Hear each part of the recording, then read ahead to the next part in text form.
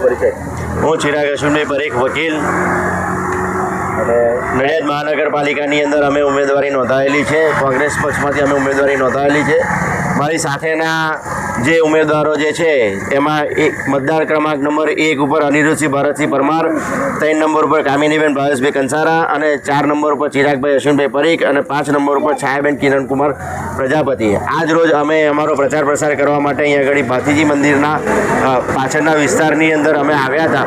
ત્યાં આગળ અમને એવું જાણવા મળ્યું કે ભાઈ અહીંયા આગળ લાઇટનો પ્રશ્ન છે, ગટરનો પ્રશ્ન છે, પાણીનો પ્રશ્ન છે.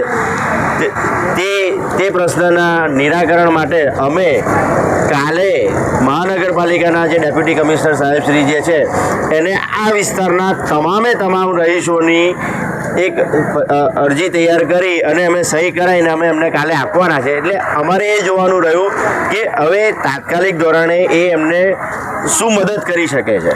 અને આ વિસ્તારની અંદર આ નડિયાદ મહાનગરપાલિકા તો જસ્ટ બન્યું છે, વર્ષ 2 વર્ષ જેવું થયું છે, પણ નડિયાદ નગરપાલિકાની અંદર અરબો ખરબો રૂપિયાની ગ્રાન્ટ જે અહીંયા આગળ આવેલી છે તેમાં ગટર, પાણી, લાઇટ એની જે વ્યવસ્થા કરવા માટેની જે ગ્રાન્ટ આવેલી છે એ ગ્રાન્ટનો ક્યાં ઉપયોગ થયો એ કોઈ જગ્યાએ આપણને દેખાઈ નથી રહ્યું. તમારા વિસ્તારમાં સાહેબ કામ થયેલું છે? ના સાહેબ, નહીં થઈ કામ અમારા વિસ્તારમાં ભાતીજી મોહલ્લામાં અમે બધા આવેલા છે.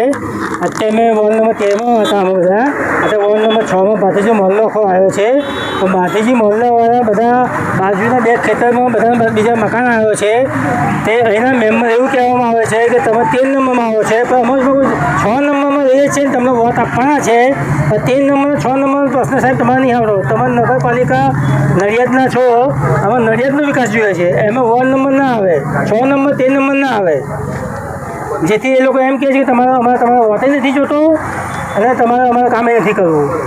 એ કહેનાર સુશીલભાઈ પટેલ હતા, ભાજપના ઉમેદવાર.